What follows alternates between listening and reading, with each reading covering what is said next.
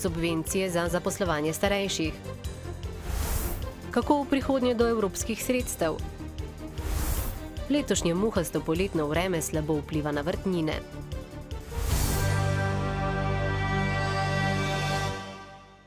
Pozdravljeni. Današnji dnevnik začenjamo z zaposlovanjem starejših. Država njihovo zaposlovanje spodbuja s subvencijami, delodajalcem ponuja 5000 evrov za zaposlitev brezposelne osebe starejše od 50 let.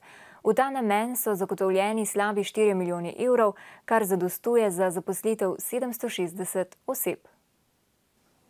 Mnogi brezposelni so bili še nedavno del kolektiva uspešnih podjetij. 20 ali 30 let so bili zvesti enemu delodajalcu. Danes so doma in obupani, saj služb zanje v starejših letih ni.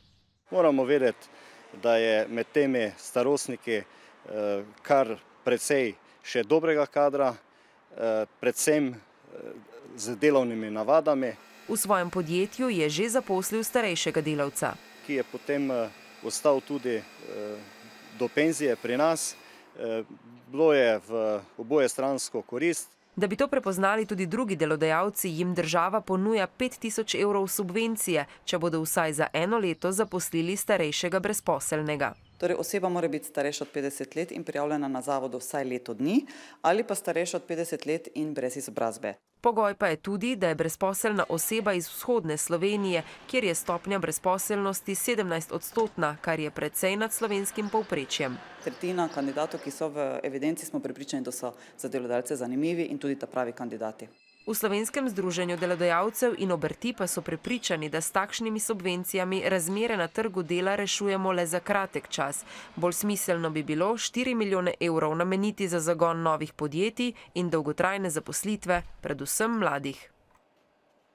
V Mariboru so se danes sestali člani Sveta vzhodne kohezijske regije, saj bi morali še do četrtkove seje vlade sprejeti tako imenovani partnerski sporazum, ki daje podlago za črpanje evropskih sredstev. Ker so bili nesklepčni, bodo sejo nadaljevali v četrtek. Državna sekretarka službe vlade za razvoj in evropsko kohezijo Andreja Kert ob tem opozarja, da vsako zamujanje pri sprejemanju sporazuma pomeni tudi kasnejše črpanje denarja iz Evrope, od koder si Slovenija obeta dobre 3 milijarde evrov.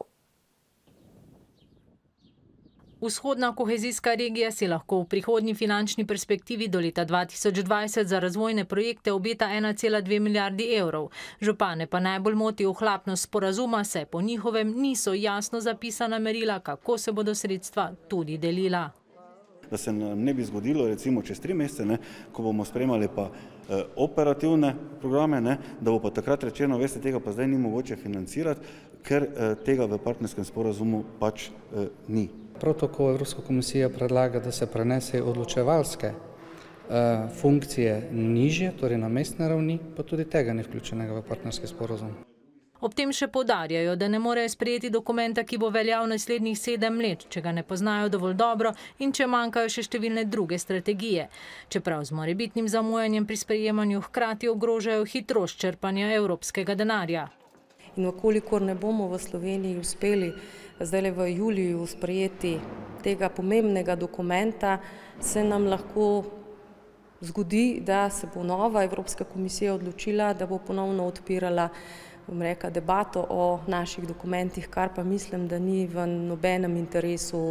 Do četrtka bodo zdaj skušali najti kompromis, ki bo zadovoljil obe strani in tudi način, kako kljub dopustom zagotoviti potrebno število glasov za sklepčnost. Ob tem pa se poraja vprašanje, kako so lahko sporazum, kljub pomanjkljivostim, že pred dobrim tednom ni sprejeli člani Sveta kohezijske regije Zahodne Slovenije. Ameriški strokovnjaki za podnebje so dognali, da je bil letošnji junij po svetu, glede na temperature, najtoplejši do zdaj. Tega za Slovenijo ne moremo trditi. Zaradi večjih količin dežja so nezadovoljni predvsem pridelovalci pšenice. Slabo vreme maja in junija je neugodno vplivalo predvsem na pšenico, ki je zaradi velike količine dežja slabše kakovosti, hkrati pa se je v Podravju zavlekla tudi žetev. Pri pšenici imamo velik delež pridelka v razredu, ki ni krušna pšenica. To pa pomeni, da takšno žito na trgu dosega nižjo ceno. Določeni pridelki so manjši, nekateri so kar bi rekel, smo kar zadovoljni, v glavnem pa imamo probleme z boleznijo. Vlaga pa škoduje tudi krompirju in paradižniku, zato je treba pogosteje škropiti. Nekakor se stanje obvladuje, sedaj pri poznejšem krompirju seveda z uporabo fungicidov. Ko je visoka zračna vlaga, pa razmeroma toplo, prihaja do razvoja bolezni in škodljivcev mnogo hitreje. Tako da v tem primeru, seveda, če ne uporabljamo fitofarmacevtskih sredstev, se od kakšnega paradižnika na prostem lahko že kar poslovimo. Slabšo letino tistih vrtnin, ki večje količine dežja ne prenašajo najbolje, imajo tudi vrtičkarji. Eno leto je enega več, drugo leto pa drugega več. Tako vam povem za sproti, letos lani je bila bujna letina, letos ni za paradižnik, ker je preveč dežja. Sem si šel v trgovino po embalažo in sem si prinesel 6 gajbic, zdaj imam pa eno celo gajbo polno. Pa še tega je pol drobčkenega. Jaz nič ne špricam, nič ne škropim, nimam nobenih bolezni, pojavljali so se rdeči polži, ampak tukaj pri nas na tej lokaciji pa ne. Dobro pa bo letos obrodila koruza, ki takšne razmere prijajo. Vlažno vreme ustreza tudi poljščinam, ki rastejo na peščeno-prodnatih tleh Dravsko-Ptujskega polja. Številna prekmurska polja pa so v teh dneh razrita. V Prekmurju so se namreč lotili velike naložbe. Skupina Panvita gradi namakalni sistem vreden 5,5 milijona evrov. Z njim bodo pred pogubnimi posledicami morebitne suše skušali zavarovati 740 hektarjev površin.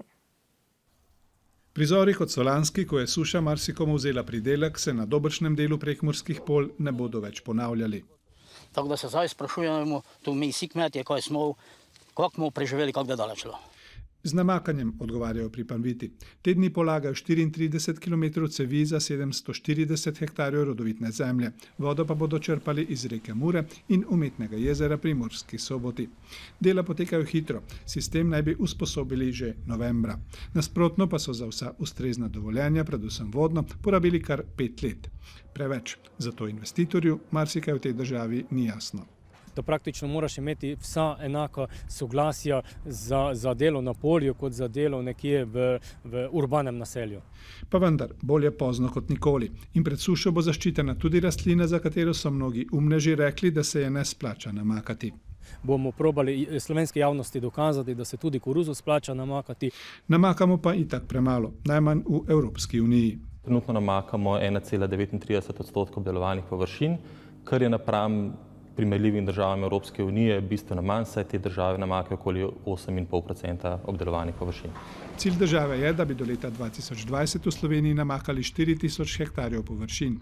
V tem obdobju bo za vse zemljiške posege, vključno z namakanjem, v bruseljski blagajni za Slovenijo na voljo nekaj manj kot 24 milijonov evrov. Predsednik zmagovite stranke na predčasnih parlamentarnih volitvah in najverjetnejši novi mandatar Miro Cerar je vse nove parlamentarne stranke, z izjemo SDS, povabil na prva srečanja. Gre jih razumeti kot začetek pogovorov za novo koalicijo in bodo potekala od četrtka do sobote. V nadaljevanju pa še o drugih domačih temah. Glavni odbor Slovenske ljudske stranke se je pozno sinoči zaradi strankinega neuspeha na predčasnih državnozborskih volitvah odločil za sklic izrednega kongresa, ki bo 6. decembra. Stranka bo po sklepu glavnega odbora oblikovala koordinacijsko skupino za celovito analizo volilnih rezultatov. Pozvali so tudi občinske odbore, naj do 31. julija pripravijo svoje pripombe. Na njihovi podlagi bo nato koordinacijska skupina pripravila analizo in do 15. avgusta še strategijo nastopa SLS-a na jesenskih lokalnih volitvah. Na včerajšnji izredni seji glavnega odbora so tudi sklenili, da jih bo predsednik stranke Franc Bogovič popeljal na lokalne volitve. Na izrednem volilnem kongresu v začetku decembra pa ne bo več kandidiral. Nekateri člani menijo, da je zdaj pravi čas za pomladitev vodstva stranke. Predsednik države Borut Pahor, predstavniki Gospodarske zbornice Slovenije ter 5 slovenskih podjetij se mudijo v Turkmenistanu. Slovenska podjetja se tam dogovarjajo za večmilijonske posle. V Turkmenistanu že posluje podjetje Krka in načrtuje širitev. Druga podjetja pa si želijo preboja na ta trg. Sicer pa podjetja v Turkmenistanu iščejo priložnosti zaradi vse večjega tveganja in ovir na ruskem in ukrajinskem trgu. Konec meseca bo začel veljati spremenjeni zakon o izvršbah, ki bo marsikaterega dolžnika spravil v slabo voljo. Zakon namreč določa, da dolžniku po izvršbi na računu ostane le še 70% in ne več celotna minimalna plača. Razpuščeni državni zbor, ki sicer obravnava le nujne zadeve, je novelo zakona sprejel v začetku julija, češ da je nujna, ker bo pospešila izvršilne postopke na sodiščih. Nafta Lendava zbira zavezujoče ponudbe za nakup hčerinskih podjetij Nafta Petrokem in Nafta Varovanje. Morebitni kupec Petrokema bo sicer moral družbo najprej dokapitalizirati z dobrimi 3 milijoni evrov. V Lendavi bodo ponudbe sprejemali do 5. septembra. Prodaja omenjenih družb, pa tudi industrijske čistilne naprave Petišovci, spada v proces finančnega in poslovnega prestrukturiranja Nafte Lendava, ki bo družbi dolgoročno omogočil kontinuiteto poslovanja in stabilnost. V prvem prijavnem roku je bilo na želene visokošolske zavode sprejetih nekaj manj kot 12 000 kandidatov oziroma skoraj 73% vseh prijavljenih. Vpis bodočih študentov, ki so bili na dodiplomske študijske programe ali enovit magistrski študij sprejeti v prvem roku, bo med 28. julijem in 18. avgustom. Zdaj pa poglejmo še na Koroško, kjer poteka kolesarski festival Črna luknja. Ponuja številne prireditve za rekreativne in tekmovalne gorske kolesarje. Še posebej zanimiva pa je bila tekma, v kateri se je 25 udeležencev pomerilo na progi po podzemlju Pece. 90 metrov spusta. Po rovih, kjer so rudarji kopali svinčevo in cinkovo rudo. Proga je primerna le za najboljše tekmovalce. Yeah, it's difficult, especially the first part of the race. It's narrow and it's easy for me because I'm small. Pri spustu je šlo brez poškodb in ne, ta ni izgubil pol kolesa, tekmovali so tudi monokolesarji. Najmlajši udeleženec ima komaj 14 let. Mi kar paš to, se rad spuščamo tako. Uživamo na biciklu, tudi sami furamo in vedno iščemo nekaj novega in to je bil potencial. 9-dnevno dogajanje je sicer namenjeno tudi rekreativnim kolesarjem na idilični lokaciji Gorsko-kolesarskega parka v Jamnici nad Prevaljami. Imamo pa razne delavnice na temo varnost gorskega kolesarja med vožnjo. Imamo ženski dan na gorskem kolesu, delavnice za otroke, filmske večere. Pa teste koles in vodene kolesarske ture po koroških poteh. I really like it here. There's lots of nice trails to ride. Dixie's place here is really nice. It's mellow, there's a pool, chill out the front, just go riding every day. Zelo lepo so sprejeli tudi nas monokolesarje. So v bistvu edina prireditev v Sloveniji, kjer nas sprejmejo med svoje. Vrhunec festivala bo prihodnjo soboto s tradicionalnim Black Hole maratonom, ko se bodo gorski kolesarji na 50 in 20 kilometrski progi še enkrat podali v hladne rudniške rove. Mi pa se podajamo še k počitniškim temam. Mladi danes letujejo, taborijo, sodelujejo na delavnicah, nekoč pa so si čas krajšali s preprostimi igrami.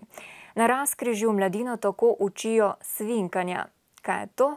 Poglejmo. Potem, ko je sam župan v stilu športnega trenerja šolarjem razložil potek igre, je bilo treba pripraviti igrišče. Na sredi travnika so tako kot nekoč izkopali večjo luknjo ali grad. Potem je bilo okrog tega gradu v razmaku približno 3 do 4 metre poljubno število stražarnic. To so bile manjše luknje. Začetek igre je določil met palice z nogo. Najslabši je dobil najtežjo nalogo, napadalca. To svinjo, ta predmet mora spravljati s to palico v grad. Mimo stražarnic, seveda, naloga stražarjev pa je, da mu ta pak, to svinjo, izbijajo čim dalje v stran. Videti je sicer enostavno, pa ni tako, je pa zanimivo. Ne rabimo nekih posebnih pripomočkov, le moramo si vrezati veje, narediti luknje in to. Moraš biti hiter in spreten, ne smeš zapustiti svoje luknje. Mladi, moram povedati, da z zelo velikim zanimanjem to sprejemajo, ker tega nikoli niso videli in potem nekaj časa se jih to drži in se to igro pravzaprav gredo sami. In tudi to poletje jo bodo na Razkrižju zagotovo še igrali, če le kazen za poraženca ne bo preveč kruta. Ampak tudi ta je še iz starih časov. In kultura. Otto Prot je umetniški kolektiv iz Marseja. Njegovo delo je usmerjeno k umetnikom in njihovi prepoznavnosti. Pripravljajo tudi rezidence umetnikov zunaj Francije in tako so v Mariboru s projektom delovne počitnice prisotni že 5. Francoski umetniki so v mestu ob Dravi gostovali približno 1 mesec. Kolektiv Otto Prot si za cilj zastavlja promocijo francoskih umetnikov v Franciji in tujini. Ça a une dimension un petit peu internationale qu'on essaie vraiment on essaie d'être un petit peu mobile quoi dans notre c'est pour ça qu'on travaille entre Marseille et Maribor. Jan, ki je eden od 3 gostujočih umetnikov znotraj programa Working Holidays oziroma delovnih počitnic, je umetnik zvoka. Deuxième chose, c'est le temps passé avec Pierre-Étienne où on n'avait absolument pas d'objectif et on a simplement expérimenté pendant 10-15 jours. Pierre-Étienne v svoji rezidenčni mariborski izkušnji izpostavlja dvoje. Najprej to, da je lahko ponovno sodeloval z Janom. Le deuxième super effet, c'était de voir l'espace de la galerie qui est absolument fabuleux quoi, dans sa superficie, dans tout ce qui propose, le potentiel qu'il a par rapport à cette sublime charpente qu'il y a dedans. Lucien, zvočni umetnik, pa je v Mariboru že 3. La seconde chose, en fait, c'est de faire une séance d'écoute ici, à Salonne, qui est un peu une découverte, une initiation à la musique concrète. Ce qui est, donc moi j'ai une pratique en fait depuis quelques années en tant que compositeur.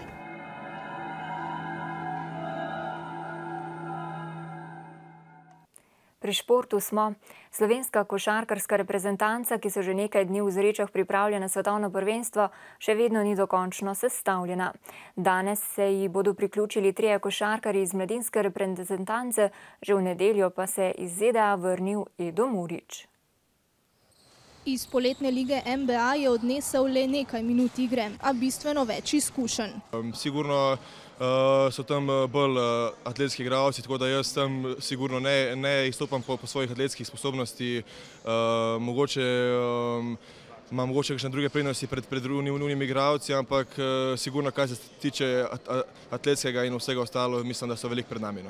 Res vidim, da Gogi dela več kot le težek posel in mislim, da se tekmovati z unimi igralci res vsaka čast. Murić bo v novi sezoni zagotovo ostal na stari celini, zagotovo ne pri Krki, a novega delodajalca si še ni izbral. Je kar nekaj klubov iz Turčije, tudi iz Španije se javljajo, tukaj je še naprej Partizan. Če si bo izboril mesto med 12-terico, bo svetovno prvenstvo odlična priložnost, da bo opozoril nase. A najprej mora ujeti korak s 13 fanti, ki so slab teden že skupaj v Zrečah. Jaz mislim, da nisem dosti zamudil. Zdaj se lahko videl, da smo danes imeli te akcije, ker sem jih zamudil. Že včeraj zvečer sem si vzel list, pogledal sem akcije, sem jih preučil, tako da mislim, da bom rabil še en trening ali pa 2 in da bom noter. V boju za svoje 3. veliko tekmovanje se je Edo že potil na prvem skupnem treningu dopoldne. Jutrišnjo nogometno tekmo med Mariborom in Zrinskim iz bosanskega Mostarja bodo lahko v živo gledali le državljani Slovenije ter Bosne in Hercegovine. Na to nas je opozoril francoski državljan, ki je želel kupiti vstopnico, vendar mu je niso hoteli prodati. Zadevo je označil za škandalozno. V mariborskem klubu pa pravijo, da so takšne ukrepe sprejeli, da bi preprečili mešanje navijačev. Vendar omejevanje nakupa vstopnic tujim državljanom ni dopustno niti po zakonu, niti pravilih UEFA in FIFA, so sporočili iz vodstva Nogometne zveze Slovenije. V pregledu dogajanja v tujini pa tudi o nogometu. Najprej pa poglejmo v Ukrajino. 5 dni po sestrelitvi malezijskega letala z 298 ljudmi na krovu na vzhodu Ukrajine je v Harkov prispel vlak s posmrtnimi ostanki žrtev. Tam jih bodo po napovedih prevzeli nizozemski strokovnjaki in jih pregledali. Malezijskim strokovnjakom pa so proruski separatisti izročili črni skrinjici, ki bi lahko razkrili natančen vzrok strmoglavljanja. Varnostni svet OZN je sinoči soglasno sprejel resolucijo, s katero je obsodil domnevno sestrelitev letala. Kako naj se na tragedijo odzove Evropska unija, so na zasedanju v Bruslju razpravljali zunanji ministri unije. V Gazi potekajo najhujši spopadi doslej. Ubitih je bilo že več kot 100 Palestincev in najmanj 13 izraelskih vojakov. Spopadi so na palestinski strani terjali že najmanj 600 žrtev, Izrael pa je izgubil najmanj 27 vojakov in 2 civilista.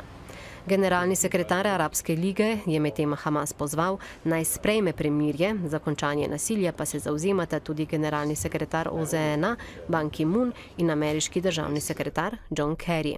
Pogajanja naj bi temeljila na dogovoru, ki je sledil spopadom leta 2012. Kapetan angleške nogometne reprezentance Steven Gerrard ne bo več nastopal za reprezentanco. Dolgoletni kapetan Angležev je za izbrano vrsto zaigral kar 114-krat. Odločitev, da se 34-letnik poslovi od reprezentančnega nogometa, pa je padla po slabem nastopu na svetovnem prvenstvu v Braziliji. Gerrard sicer še naprej ostaja v domačem klubu v Liverpoolu. Na pobočju italijanskega ognjenika Vesuv so prvič v zgodovini priredili koncert. Francoskemu harmonikarju in neapeljskemu saksofonistu je zaradi varnostnih razlogov lahko prisluhnilo le 250 obiskovalcev v spremstvu vodnikov. Poseben dogodek je potekal v okviru 19. festivala džeza. Še vremenska napoved, jutri bo sprva pretežno oblačno in predvsem na vzhodu deževno. Vremenski vpliv bo obremenilen, se bo moteno tudi spanje v noči na sredo. Sredi dneva se bo od zahoda delno zjasnilo, popoldne bo dokaj sončno, predvsem na severu bo možna kakšna ploha. V četrtek in petek bo delno jasno z občasno povečano oblačnostjo. Popoldne bodo nastajale krajevne plohe in posamezne nevihte. Spoštovani, hvala, da ste bili v naši družbi. Znova nasvidenje v večernih novicah ob 20.